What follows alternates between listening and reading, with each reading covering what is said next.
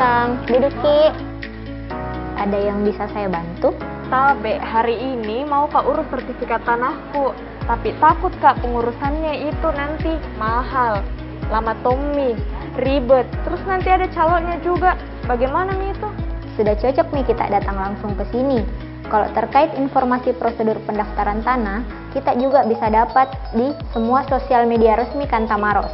Dan satu lagi, Jangki menerima jasa dari pihak lain yang tidak berwenang. Mahal Ki itu? Ternyata mudah diurus sertifikat tanah dan bebas pungli tahu. Kami siap melayani, profesional dan terpercaya. Saya menghimbau seluruh masyarakat yang ingin mensertifikatkan tanahnya, jangan pakai calo, datang ke kantor kami, menghubungi customer kami. Kami tunggu di BPN.